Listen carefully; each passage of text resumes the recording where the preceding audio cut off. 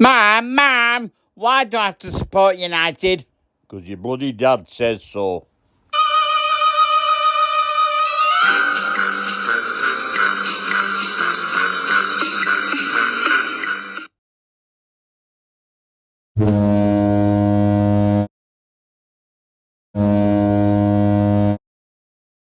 Good afternoon, people. Oh, it's a warm one today. It's a lovely day. I've only had a swimming pool. Listen, it's the 20th of May. It's a Wednesday afternoon, so you're due to have a letter from the sergeant's desk. Position is this. I have a 13-minute, that's 1-3, article that I've got to present to you today. It is a piece about my radio broadcast back in 1991, and I will bring you that in a moment. First of all, I want to discuss a question with you. What product was advertised using tigers' tails? Okay, 1960s. Which product was advertised, and the advertising gimmick was a tiger's tail? What was the catchphrase? You got it? Okay. Back in the winter of, I think it was 1961, I was involved in a road accident. It involved this fine motor vehicle, which my late sister is standing next to, Poppy. It was a Ford Popular. And what happened was, it was just coming up to Christmas. It could have even been Christmas Eve.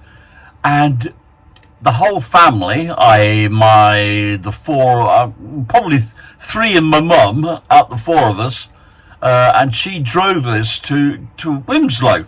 And we were going to visit Finnegan's in Wilmslow. Don't even know if it's still there.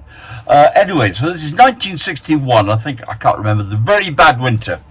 Anyway, just about a mile and a half, 2 miles before we get to Wilmslow, we came down this bend, and oh dear, Mother loses control. I don't know how many times we went round, but we spun a good 180 and the rest, and the boot of the car then ran into a lamppost with some ferocity. So we were shaken, but not stirred. So we all disembarked out the car, and the most memorable thing then happened was that the gritting lorry, we'd barely got onto the footpath, and the gritting lorry came round the corner. Yeah, talking bad time. If my dear mama had been a woman with a propensity to swear, I think this would have pushed her over the edge, but she kept her cool. And the only other thing I remember of note is when a tow truck arrived and to remove the car, the mechanic who was in charge looked extremely concerned. He said, "Oh, Mrs. Hope, you're extremely lucky." I said, "Oh, yeah." Just said, "If you'd been going another 5 or 10 miles faster, the car would have exploded, because you've missed fracturing the petrol tank by inches." So I wouldn't be here today, but the armour plating of a Ford Popular saved us. Poor old Ford Pop. That was the end of that. I think it was then that we got the Morris 1000 Traveller. And then I think it was a Mini that took over that. And that was the car I took my driving test in 10 years later. Oh, God. Anyway, there you go. A little story. What is it with Scottish widows? I think this is worthy of a police inquiry. What we've got is 4 young, beautiful women, all of whom are widowed, and they're from Scotland. And what's happened to all their husbands? The Widow is an extraordinary brand ambassador and icon for our organisation. She is loved and admired by customers. I am so excited that once again she will be gracing our high streets and our living rooms. I had absolutely no idea that the Scottish Widow would become this iconic figure. When I took on the role, I thought it was just going to be a one-off advert. When I was given the job, then I realised that this was going to be something special. Who's that? That was my one that Bailey shot when I very first started. What always fascinates me about this is how long it took to find the perfect black dress and the perfect black shoes. Yes. And it just took, and we kept losing the brooch, but Yeah, clearly it's made I'd be it on onto stage yours. one time and it actually popped off into the audience as I was spinning around. I was like, I think for me, the reason that the Widow is such an iconic brand is because it's consistent. It doesn't change. The lady that portrays it has changed 3 times, but it's always a very enigmatic, ethereal beauty in a black cloak. And that's what you see. You see the cloak and you know instantly what the campaign is. And I think that's why it's so clever. because even though the widow doesn't speak in any of the commercials, you know, she's got to have a look about her. It is, you know, an amazing thing to portray a character like that has the legacy from the previous widows. Amber has got an amazing job ahead of her because she can now make it her own. I obviously had the spin, and I think you've now got a shorter cloak, and you take the hood down, so obviously you can make that now your signature and your own, you know, identity. So yeah, just good luck with it and enjoy it and embrace it. So I don't think there's anything iffy going on, but it does seem strange that all these young, you have to go to Scotland to get a young widow.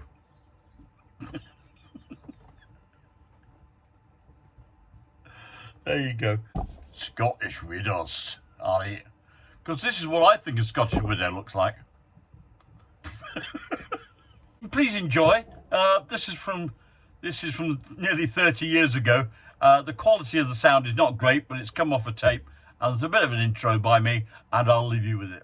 I can't believe it's so long ago, but in 1991 I wrote to the BBC in Bristol for a show that was going on there called PUNTERS, which was a sort of consumer show, and the idea was that the person who wrote in did the investigating. And this is the tape from all those, from 30 years ago nearly. And I think I noticed a difference in my voice. Anyway, it is me, and I hope you enjoy this. Richard Hope still found time to write to us. As a policeman who has in his time worked the Stretford end of the Old Trafford ground, he's seen more than his fair share of magic from the Reds. But now he has two growing football-loving sons, and there's a touch of tarnish on their enjoyment. Romeo Stoppel, dear punters.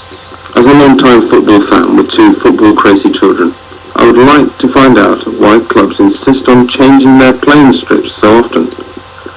Perhaps the clubs could give more thought about making these often cosmetic changes, which only result in parents being pressurised into buying replacement replica kits for their children.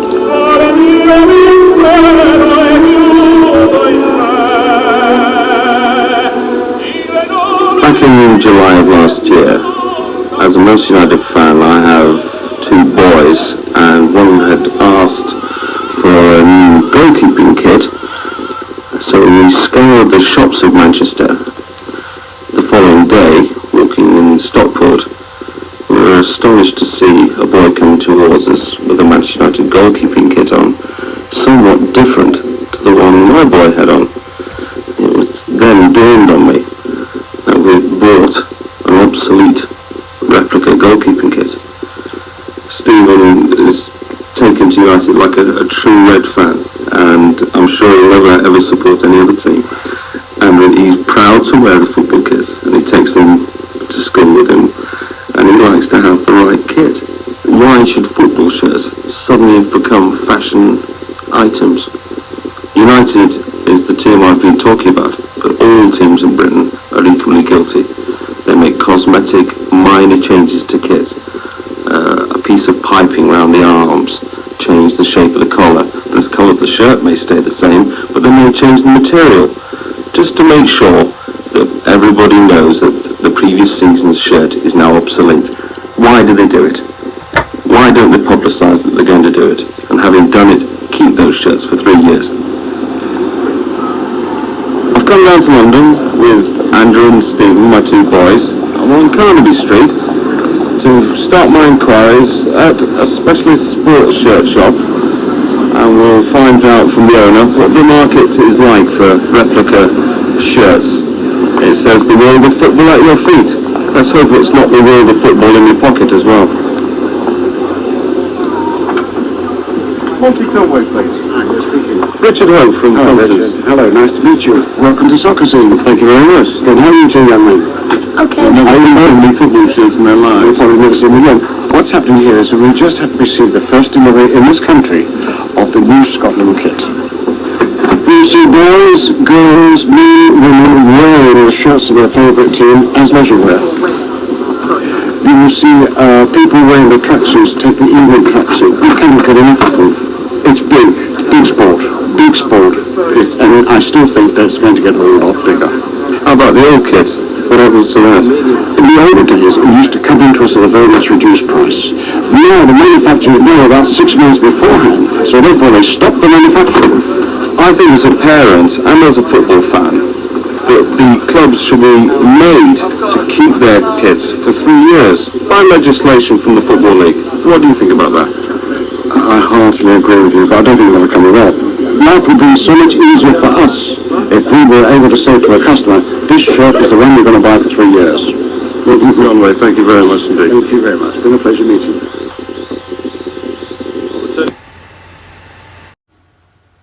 Road on the approach down to Old Trafford, arguably the finest football stadium in Britain.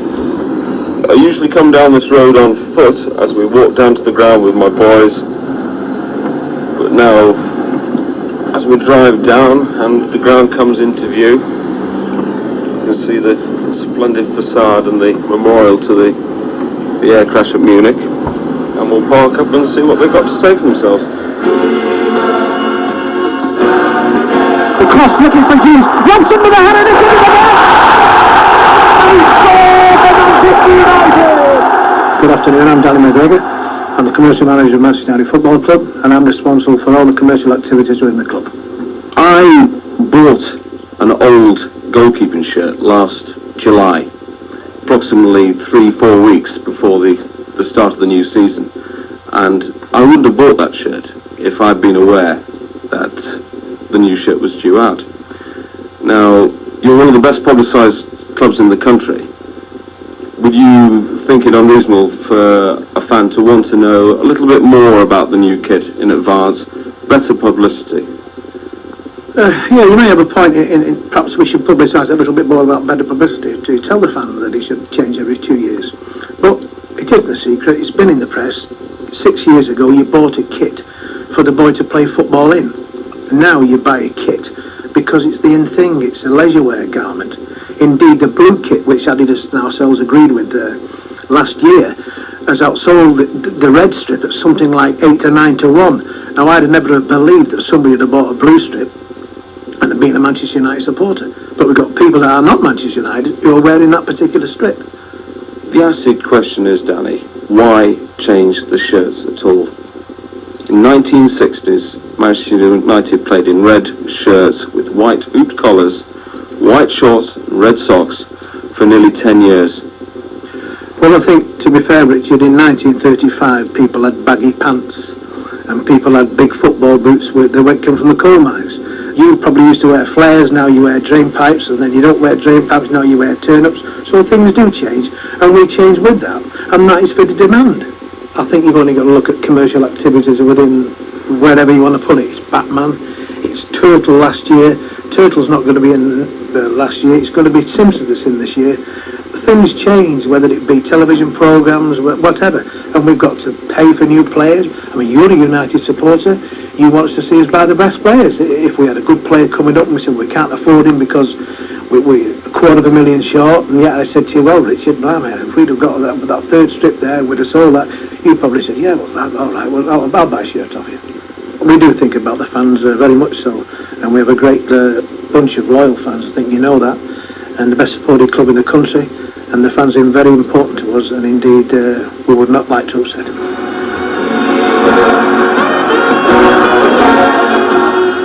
After my conversation with Danny McGregor, the overriding consideration still is the commercial one as far as they're concerned.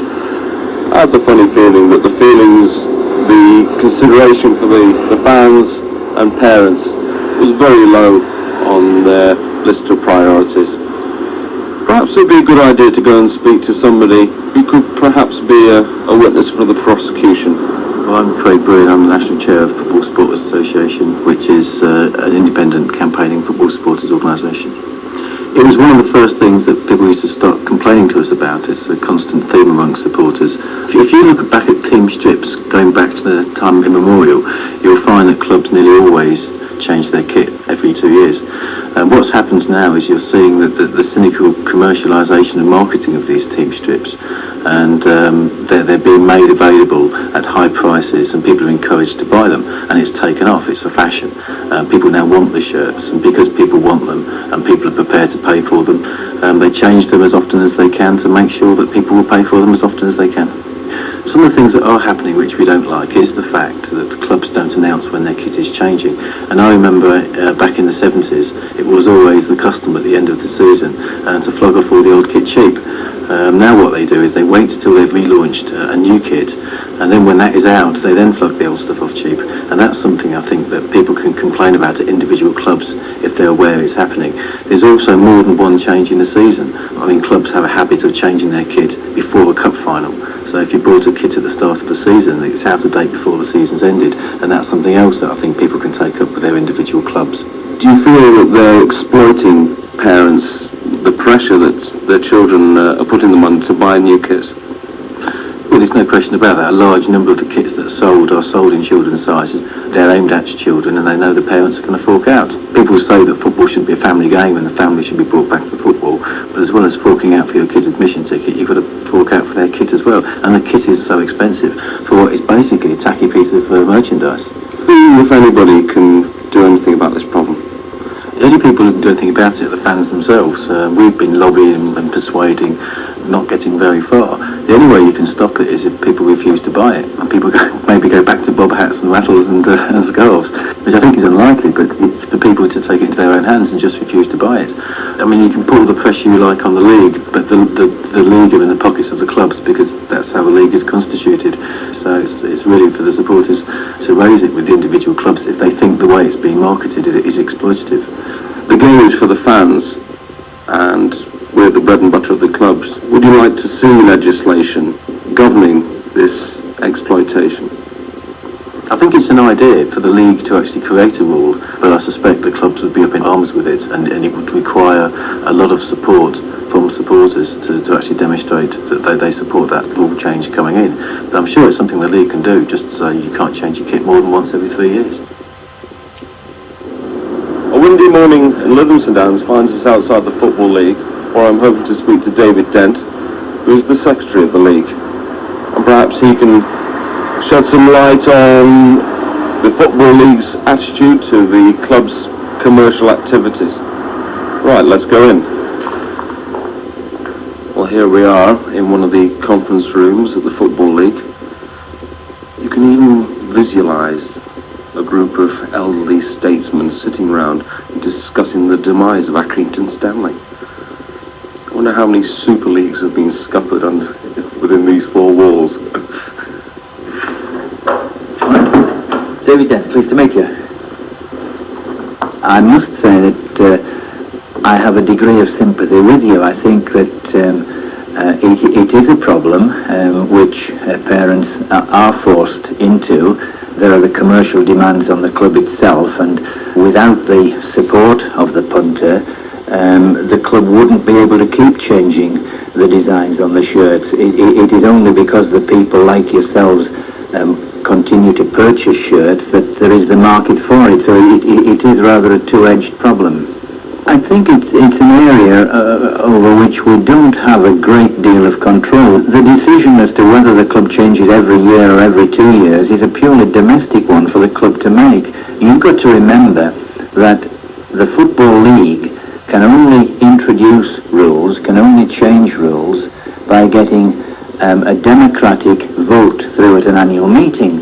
So we are simply reflecting the wishes of the clubs. We can advise and try to guide, but we can't make them do things that they don't want to do. And if they aren't prepared to change the rules or introduce a rule to this effect, then the Football League itself wouldn't have any further authority. In short, the ball has been deposited squarely in the punter's penalty area. That's it for this week. Keep your letters rolling in, please. Until next week, goodbye. Well, that was my 30 minutes of fame, and a cassette and a cheque for £70 arrived in the post, and I've treasured that cassette ever since, and it's from that cassette that this recording has been made. I hope you enjoyed it.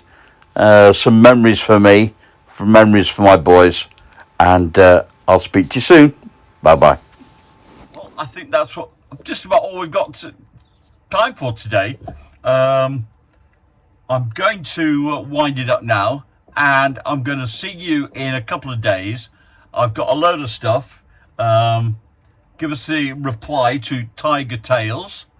I've got a big inquiry about how thin, whatever happened to thin bread. Okay. And I've got another few items on here. Going to have the chase again. Another mug of the day. Got a few things.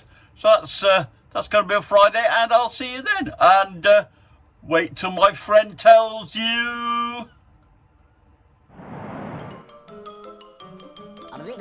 That's all, folks.